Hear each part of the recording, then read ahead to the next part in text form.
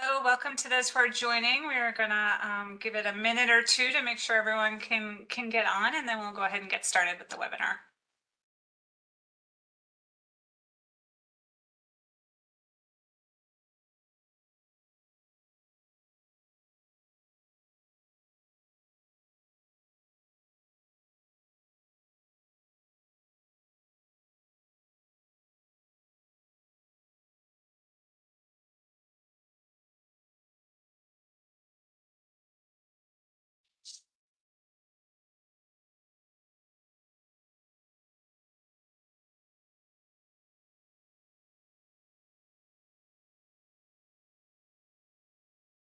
For those who are just joining, I'm gonna just give it one more minute and then we'll get started with the webinar. I just wanna make sure we give everyone enough time to log on.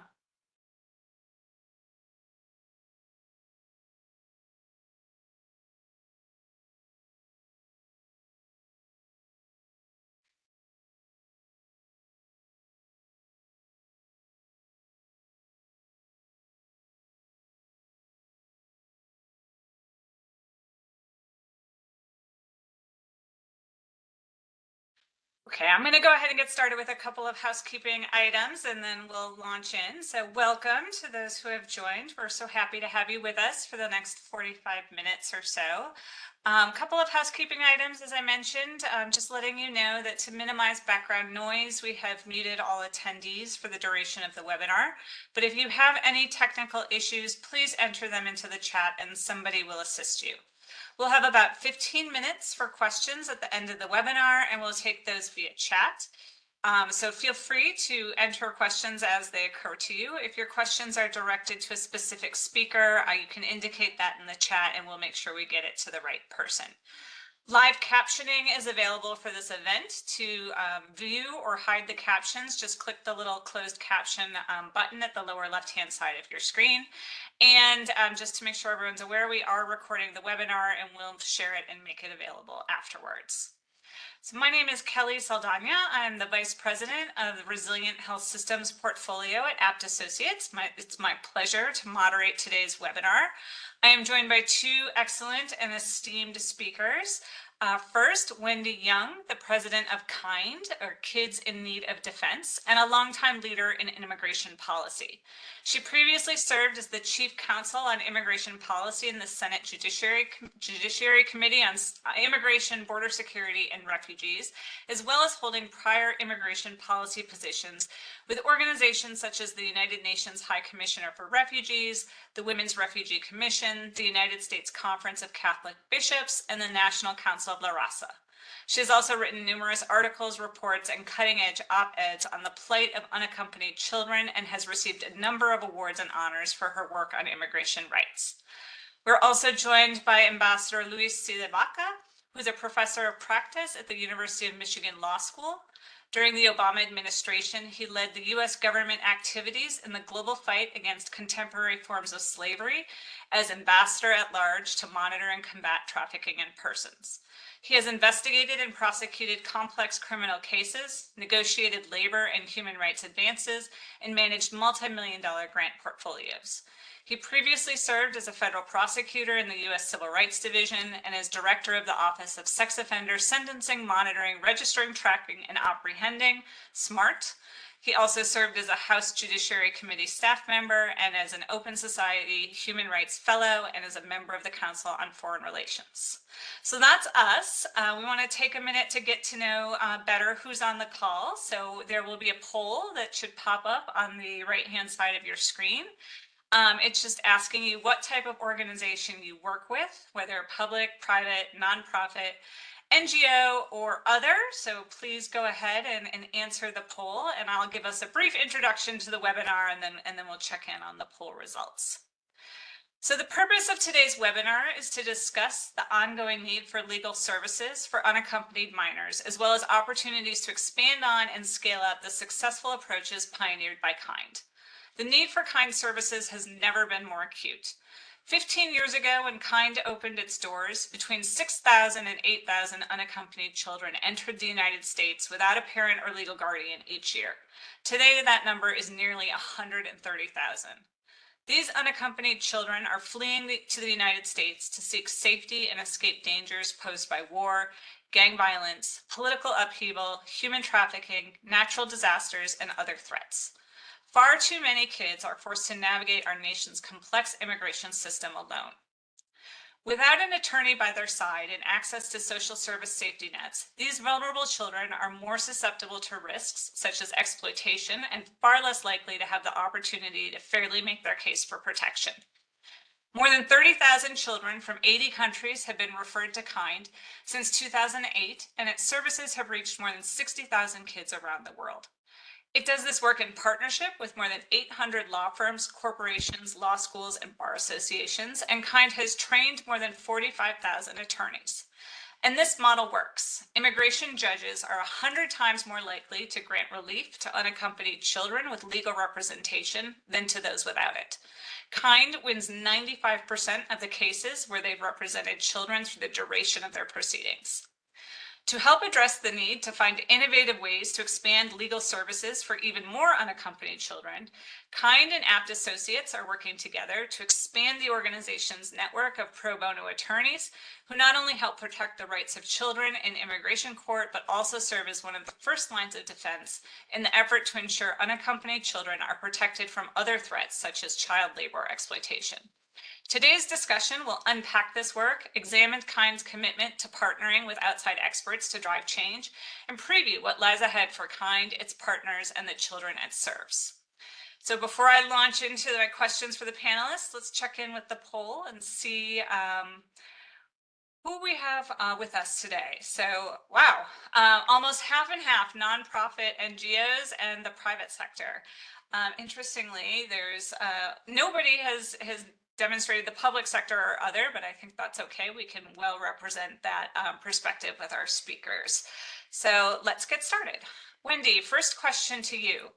KIND's next chapter will be defined by expanded reach, rooted in innovative solutions that address the unique challenges faced by unaccompanied children, as well as new partnerships with organizations that have deep expertise in serving immigrants and refugees. KIND has also amid a 10-year campaign that involves experts such as Ambassador Dabaka in an effort to transform outdated laws, shift conversations about child immigration to center child protection, and reform the way the United States immigration system treats kids. Could you tell us more about your thinking behind this approach and why it's vital in the effort to protect unaccompanied children in today's environment? Sure, and thanks, Kelly, for that introduction, and thanks to everyone for joining us today for this, what I'm sure is going to be a very interesting discussion. So, Kelly, as you mentioned in your opening, the world of child migration has changed significantly since KIND was launched 15 years ago in 2009. The number of children arriving at our borders alone in search of protection has grown significantly, and the legal system that these kids must migrate to achieve protection has grown much, much more complex.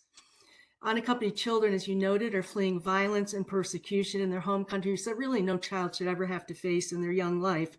But they also come here with hope, and they come here with an incredible potential to add to the communities across the United States that they are now a part of.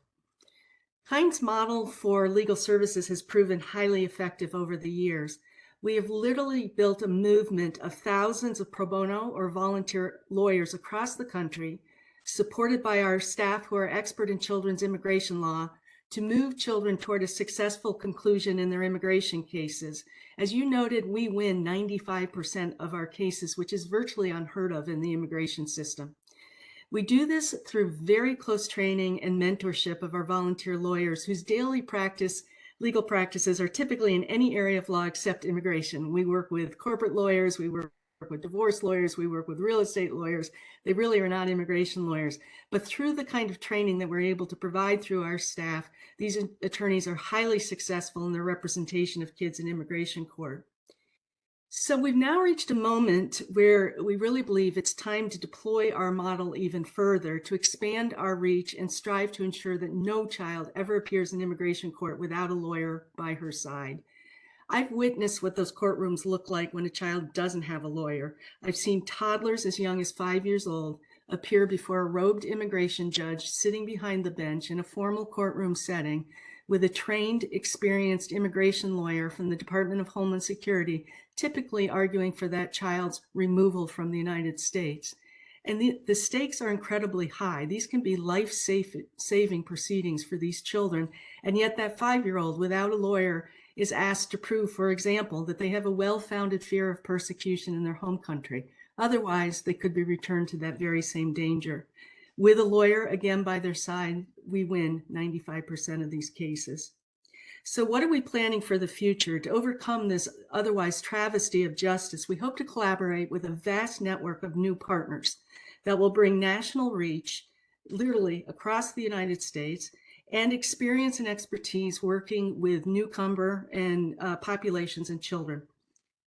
We will reinforce this network with training to ensure that children receive quality representation. We plan to deploy technology even further than we already are to ensure that these trainings are really expert and really meet the needs of their audience, and to ensure that people are able to participate in these trainings. We're also exploring innovative new partnerships with law schools so that we can build a pipeline of young attorneys who already have experienced the law school education, working with newcomer populations, and are eager to join the field. In parallel with this effort, we are also working with a range of experts in judicial systems, child welfare, trauma-informed healthcare, the law, and other areas to promote fundamental reforms to the care, processing, legal representation, and development needs of unaccompanied children. We are very pleased that my co-panelist, Ambassador DeBaca, is joining us in this effort, and adding his deep expertise in trafficking and human rights to help us shape a new immigration system that's child-centered and really very effectively addresses the needs of children as they go through this very complicated process. Honestly, 15 years ago, when the arrival numbers were more around 6,000 to 8,000 children a year, we did lean in. We built a system for the first time that really addressed that, yes, children are coming to the United States in search of protection. But over the past 15 years, we've learned a lot from that process, and it's time to start afresh again and build a new system. What are we talking about? Kind of over the next 10 years is planning to, for example, advance the notion that we really need to develop a specialized immigration court for children. Children's immigration courts, which honestly, if you look at any other judicial system in the United States, you will find that children are not required to present in a court that's built for adults. It really is, juvenile court systems that address their specific needs as kids. We're looking at the processing of children at U.S. borders to ensure that the processing is both orderly and humane, and that we've deployed child welfare professionals at the border to assist Border Patrol agents in processing children as they arrive and first request protection from the United States. We're looking at really digging deeper into providing services to children after they're released from federal custody. That includes not only legal services, but also the psychosocial supports that these kids need so that they can integrate effectively into their communities. We're also looking at how can we put these kids on path towards U.S. citizenship if they so choose. That's something, once they've achieved permanent residence, that after a waiting period, they are eligible, and that is kind of the, if you will, the final form of welcome to the United States. So we're very excited about looking back at the past 15 years, learning from our experience to date, and working with policymakers to see what we can build for the future for unaccompanied children. Thank you very much. Quick reminder to go ahead and put any questions you have in the chat. We're monitoring them, and we'll make sure they get answered in the end. But I'm really struck by your call for a new immigration system, and I totally understand why that's needed, but recognize that that's a big lift, especially in Washington in the current environment. So I want to turn to the ambassador. You're a former government official with a deep understanding about what it takes to make change in Washington. So I'm wondering what stands out to you when you hear and listen to KIND's approach and partnerships such as this, and their vision to really expand this work nationwide. What do you think will help make this work and potentially help lead to change in Washington? I mean, a couple of things. I think that one of the most important thing to realize about the policymaking and the political process in Washington is that it is hyper attentive to what's going on out in the field. This is too much to some of our chagrin because a lot of the Congress people are busy on Thursdays running for the airplane to get home. To their credit, they're not doing that because they want to go home and have a barbecue with their family. They're doing that because they're trying to get back to their district. And they spend 3 or 4 days pretty much every week back in their district, trying to figure out what's important to their constituents.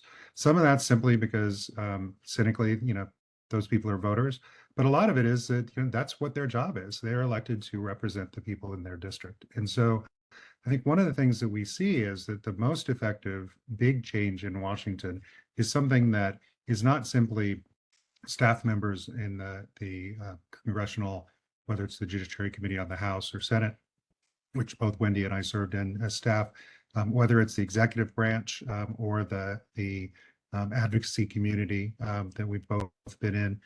But it's also, what are people hearing when they're back home? Are they able to tour a facility that is helping children? Are they able to hear suddenly from the unexpected place? Maybe they're conservative and they don't necessarily get up in the morning thinking about immigration in the same way that some of the advocacy groups do in Washington, D.C.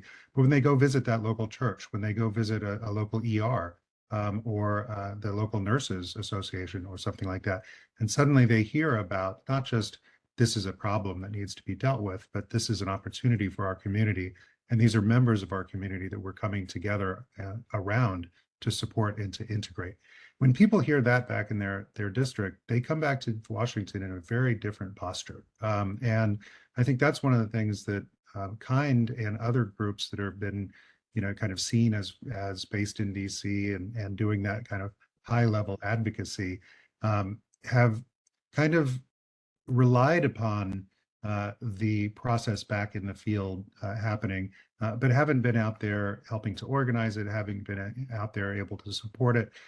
If you've got a lawyer who's on the local Democratic or Republican committee in their county who is now representing a child in one of these cases because KIND has been able to help them with training, get them the expertise, let them lean into something that maybe as a small town lawyer, they never thought that they'd be able to do. They do trusts and estates, or they help people, keep their farms from getting foreclosed by the banks. They're your kind of local lawyer.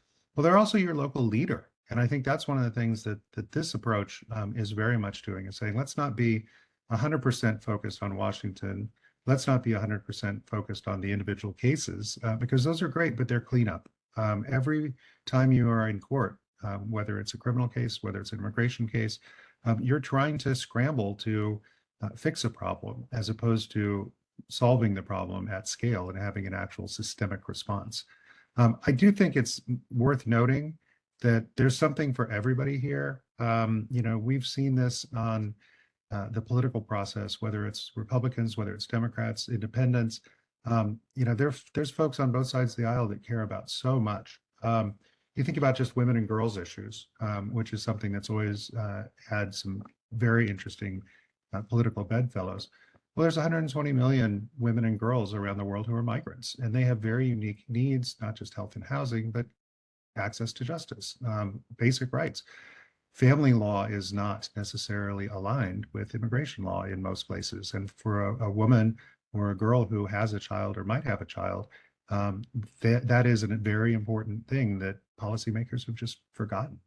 So I think one of the things that's exciting to me about this is the fact of getting out into the field, learning at the same time that KIND is teaching skills and teaching methods of advocating for these children. KIND is also learning from its partners out in the field and can bring that back into Washington, D.C., hopefully for the receptive audience who've been able to see for themselves what's happening back home. Thank you. And Wendy, just really quickly, we've talked a little bit about the size and the scale of the problem in terms of numbers, but could you give a little bit more about the geographic reach of the problem? You mentioned trying to scale up nationwide, but are you currently in all 50 states? Are you just mostly in a certain geographic area? Or what's the current status and what's the need? Yeah. When KIND launched 15 years ago, we intentionally focused on areas with high concentrations of unaccompanied children. So those are largely large urban areas, metropolitan areas across the United States. What I will say is the number of children arriving in the United States in search of protection has grown. You now see these kids virtually living in every state of the United States.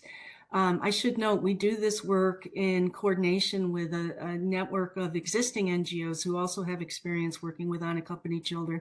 And together, we all do our best to reach as many children as possible. But I do think that there's a new reality here, right? And so this need to expand nationally is really becoming more and more critical. I remember, for example, when KIND launched, I never heard about an unaccompanied child residing in North Carolina. Now North Carolina is one of those states that we hear regularly is hosting unaccompanied children, and there's still tremendous needs in terms of meeting their, providing them with legal representation and psychosocial supports. So it really is a national challenge, and I'm pleased to report that over the past 15 years, we've seen the effort grow to lean in. I think now we need to go even further. Yeah, I know on behalf of Abt Associates, that is one of the reasons we are interested in partnering with KIND is really because we do so admire the work that you're doing and really think that we can help bring resources to achieve some of that national level scale through operations. But I want to shift gears a little bit. We know that children who have attorneys are more likely to have fair consideration of their claim for protection and a higher rate of success in being granted relief.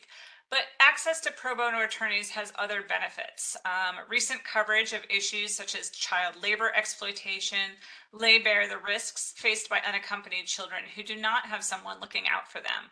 In some ways, these heartbreaking stories underscore the unique challenges faced by children migrating alone, even after they've arrived to the United States. Ambassador, could you briefly help us to understand a bit more about this challenge and how KIND's work and work like it can provide kids with an attorney is an important part of the effort to address the broader problems? Yeah, I think that one of the things that having an attorney from the community who's walking with you on your journey as a new arrival in the United States is it makes you less unusual.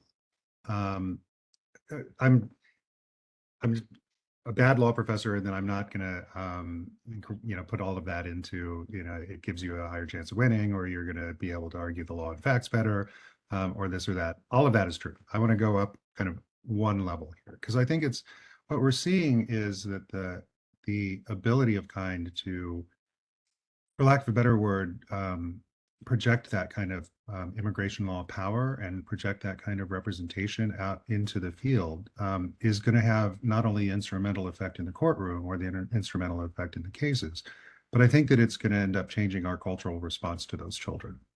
We have, and whether it's in juvenile justice or whether it's in family court dependency hearings, et cetera, it all needs to be better. I don't want to make it sound as though everything's fine in those fora.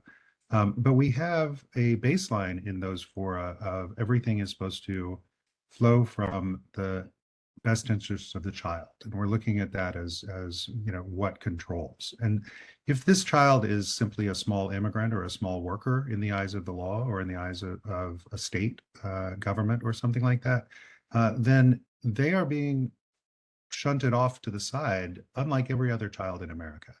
And so I think that one of the things that having an attorney with them does is not only bring them talented representation, the ability to make the legal arguments based on the facts of their case, et cetera, but it really is sending a signal to the system itself that this is not an abnormality. This child is not an annoyance. This child is exactly what we're dealing with every time we have somebody who's in a family law situation, or every time we have somebody in a criminal situation that's gone over to juvenile justice as opposed to adult incarceration. And so I think that to me is one of the exciting things about this.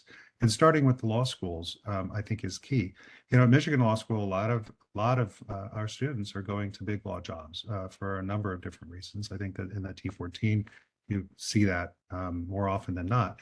And we keep telling them, we're like, look, you're taking all of my civil rights classes. Clearly you care about this. You're taking the immigration class. Clearly you care about this. Even if you go and do mergers and acquisitions, even if you go to, often and are doing, federal appellate work or whatever it is that you're going to be doing at big law firm, of the moment. Those are places that historically been very willing to have people work on, especially refugee cases. It's like, let's push past that now, which Kind has been doing. But the idea of really intensifying that. So we have to hit it on both sides, right? We have to get those people that have a shingle or a small town lawyer's office in the communities that I've talked about. And we also have to get those, 500 to, 1,200 person big law firms thinking that representing these children is just part of what they do. As we normalize it, then I think that child starts to look so much more as a part of us as opposed to part of them. Great, thank you. And I see, thank you for putting questions into the chat. I'm going to turn to those in just a second. But before I do, Wendy, I'd like to hear your response to some of the challenges and the points just detailed by the ambassador. And to maybe share, to the extent that you can, what you're hearing when you talk to the pro bono attorneys that you work with and what they tell you about their experiences with these cases and the work with the clients. Sure. Well, what we hear from our volunteer lawyers more often than not is that the experience of representing an unaccompanied child in their immigration proceedings is life-altering for them as well. It can be literally life-saving for the child, but it's also life-altering for the lawyer. And in many ways, I think it reminds lawyers, as the ambassador was saying, why they went to law school to begin with, right? That deep sense of justice and due process that is ingrained in lawyers as we go through our legal education. It's an opportunity to really bring that to life for a young person who's otherwise left in an incredibly vulnerable situation. So I also want to just mention, go back to the exploitative child labor issue that you raised. The other thing that we find with our lawyers is that they become, in many ways, highly involved in these children's lives. It takes time to develop trust and rapport with a child client. And through that experience, the lawyer tends to learn a lot about all aspects of the child's life. So the lawyers do become really kind of a really critical front line of protection for kids who may be facing exploitative labor situations. And there's been, tremendous media attention to that issue recently from New York Times, NBC, and other media outlets about how unaccompanied children are particularly vulnerable to exploitative child labor. So having a lawyer who's frankly kind of the eyes and ears for the child, and a professional who can connect them to places of support and protection if they are experiencing that kind of labor, is another incredibly important role that our volunteer lawyers play in the child's life. We're now digging deep into that issue because I really feel a sense of obligation to our child clients that, first and foremost, our job is to move them into legal status in the United States if they're eligible, but also to ensure that they're really able to lead a safe and stable life in the United States beyond that. So we are looking to provide extensive training to our staff, to our volunteer lawyers, to our community partners about what is exploitative child labor and how to look out for the signs of that, as well as how do we educate kids themselves about their rights in the system. And then working with the federal government, I see somebody asked a question about our work with the Department of Labor. Working with the Department of Labor, the Department of Health and Human Services, which is the custodial agency for these kids, to ensure that situations where exploitative child labor are occurring are adequately followed up on, and bad actor employers are brought to justice and penalized for their activities. Great, thank you. I see you answered the first question in the chat. I think we can probably combine some of the next two together, and really is asking what kind of due diligence you perform on the law firms, and especially where there might be potential for a conflict of interest in cases, if the firm potentially had history of representing a company with labor exploitation or questionable labor practices. And then in addition to your due diligence and when you work with law firms, could you also talk about the other kinds of work that you do with other community members and clients that you just sort of touched on a minute, but if maybe expanding on that, and whether or not there's opportunities for people who are not attorneys to get involved in kinds work supporting children's asylum or refugee processes. Great, great. There's a lot there, Kelly. So if I miss something, remind me. I will, yes. So first of all, as a legal services organization, we, and particularly working with vulnerable children, we take very seriously our obligation to ensure that children are connected to attorneys who are, able to provide ethical representation to the child. So we do security clearances for our volunteers.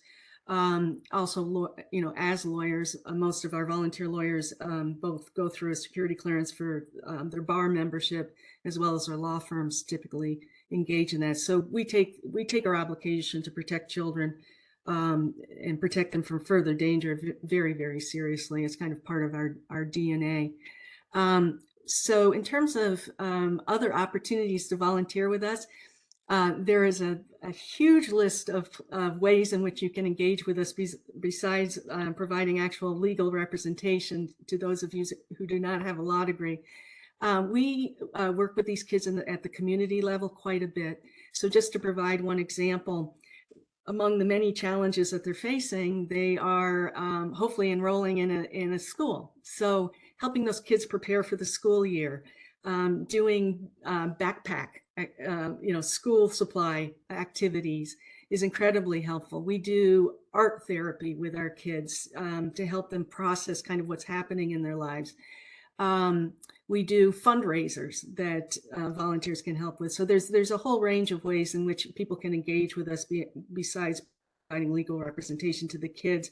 And we're happy to have people come to us. Please do go to our website, which is supportkind.org, or reach out to me directly, and I will connect you with our staff who can help you find ways to help these kids on so many fronts. And, I have to say, this really is a movement that we're building, both with lawyers, but also with non-lawyers, to help these kids feel welcome in their new communities and to help them really get on the path towards success and the ability to thrive in their lives. So we welcome all help that we can get. Great. And Well, if I could, Kelly, can I jump in? I was just going to ask you, so go ahead. I just wanted to brag on Wendy and the staff over at Kind on being able to do this at every different level, because there's this new fact sheet that Department of Justice and the Department of Education just came out with recently on access to education for migrant children, and it's really forward-looking. I think it's just such an important thing right now as communities are struggling at. I don't know of any school out in any part of the country who is going to try to turn its back on a child. But I also know of schools who don't know what they're supposed to do with somebody who doesn't speak the languages that they might have access to, or might have a family situation that's not what is assumed by that community, or might be suffering trauma. And I didn't say post-traumatic stress disorder. I'm saying just flat out continuing trauma in their life. And it's not from a desire to exclude, and it's not from not wanting to help, but it's just not knowing what they can even turn to or how they can approach these things. And so I feel like getting Department of Education into the mix, the way that Kind has been able to have their policy portfolio in Washington not just focused on the usual suspects, but thinking about what are all the things that these children need? Who are the people who are desperate to help them, but maybe don't have the tools that they need? And so lawyers are not everyone. What we're talking about there is school administrators. We're talking about, guidance counselors. We're talking about teachers, talking about curriculum planners. We're also talking about parents who are volunteering as aides in their children's classrooms. All of those things are then impacted by the kind of what we would think of as kind of a DC-centered policy approach by that portion of the organization. But it's in support of our partners out in the field. Wendy, I hope I didn't just overstate or task your great team with more work or anything like that. But from the person on the advisory council, it's just so exciting to see the values and ideas that Kind had being listened to and incorporated in by the Departments of Justice and Department of Education. Yeah, and I mean, I think think a lot of the examples that you just provided are things that people can do to get engaged, whether or not it's directly connected with an organization like Kind, or just the things that they're doing in their community on a regular basis, which does require some awareness raising about the issue and about the ways that people can address the issue. And there's a question in the chat about advocacy and awareness raising, both, I think, in the United States around these issues, but also whether or not you have any reach outside of the United States before the children come across the borders, or if you have thoughts on that. Yeah, I welcome that question because that actually is a big aspect of both our operational work as well as our advocacy campaign, is to take more of a regional approach to addressing the protection of these children. So we now have offices across Mexico, both in southern Mexico, Mexico City, and along the US-Mexico border to assist children who are transiting through Mexico, both to access protection in Mexico if they're so interested and eligible, as well as to advise them of their rights and the system that they may face as they approach the US border. This is critical work. As my board chair once said, kind goes where the children are. And we have witnessed a very complicated history in the past several years in terms of what US border policy means for children who are in need of protection, who present themselves at the border, and the systems that they face at that point. So we believe it's very critical to reach these children before they even reach our border, to educate them about their rights, as well as their families who they may be migrating with. We've also focused on conditions that have driven kids out of certain sending countries, particularly Guatemala, El Salvador, and Honduras, which together represent the majority of unaccompanied children, the nationality of the majority of unaccompanied children approaching the border. So again, we're looking to see what can we do to create conditions in home countries so kids don't have to migrate to begin with, because that journey is incredibly dangerous. So we're looking at issues such as gender-based violence in those three countries.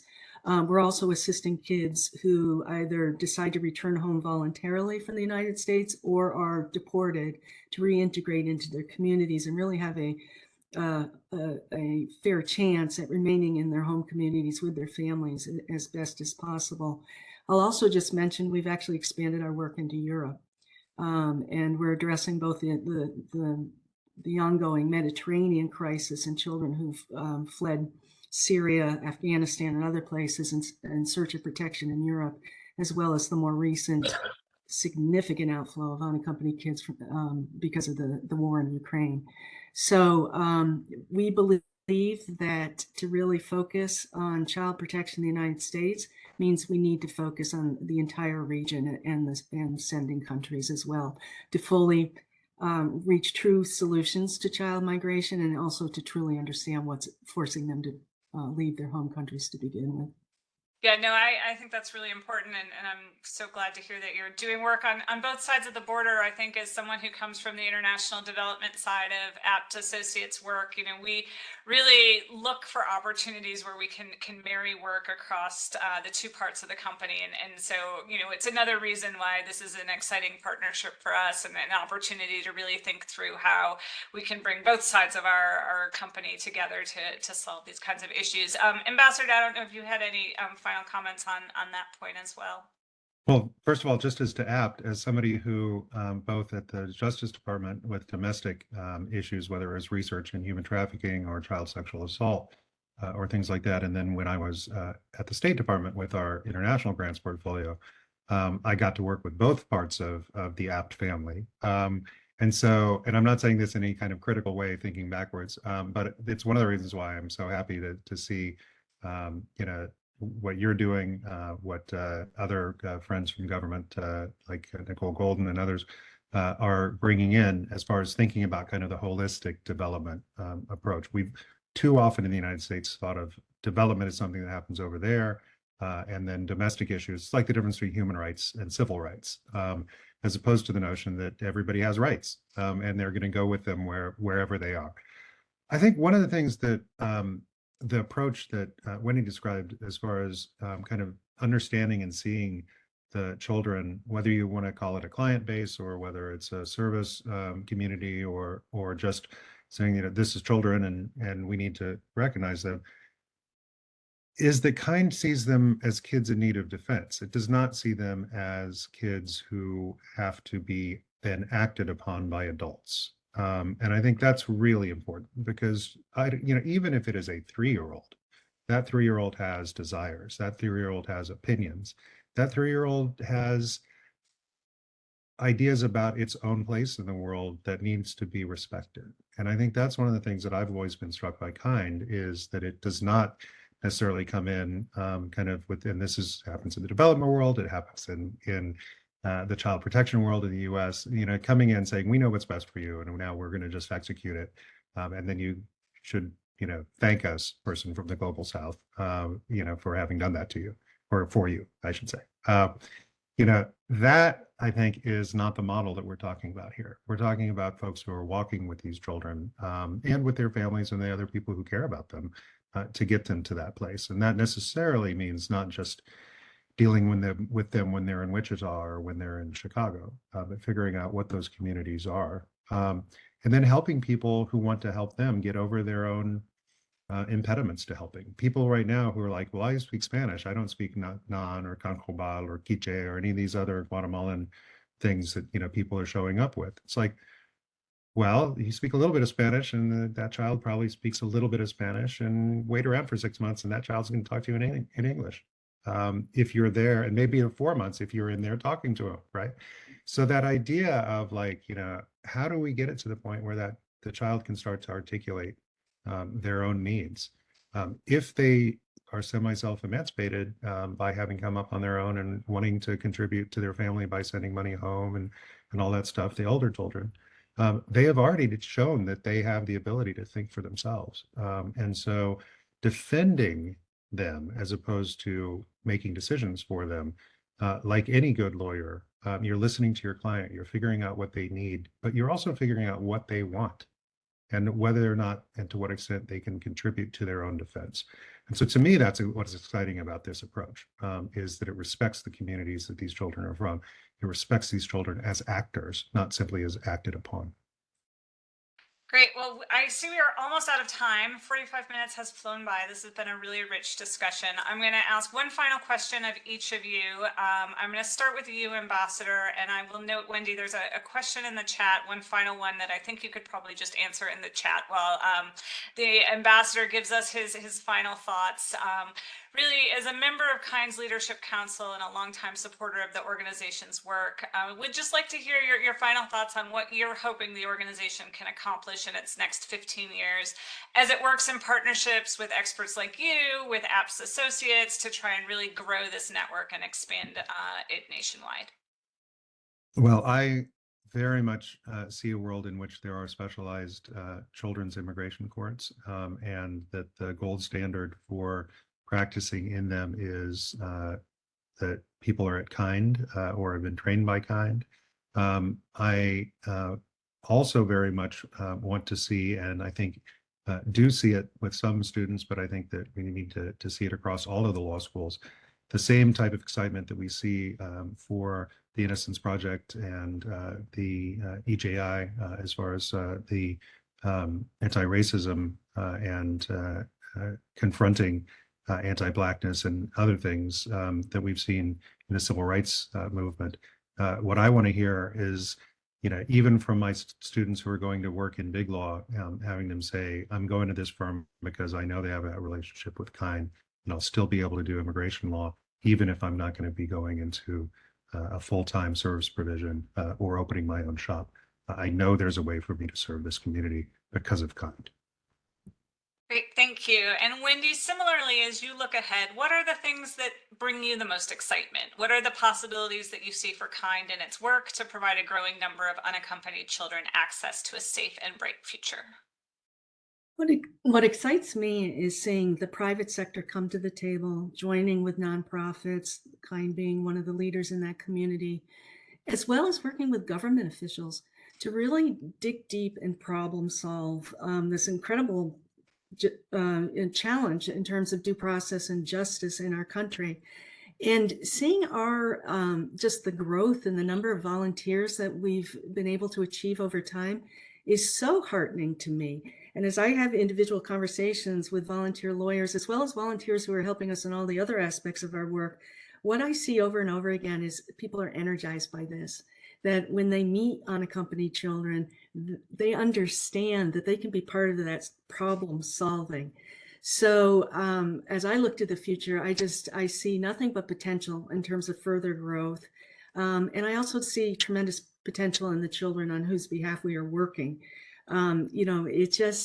These are kids who come with a great deal of hope in their hearts. And if they're given just a little bit of opportunity, they go on and do great things. We've seen former clients, who graduate from high school, they go on to college, they've joined the US military, they start families of their own, they're thriving in our labor market. I mean, these are kids with huge potential. So it's, sometimes the work, when I describe it, it sounds, how can I say it? It sounds dire, it sounds dark, but really what it is, it's about hope, it's about potential, and it's really compelling. That's all I can say.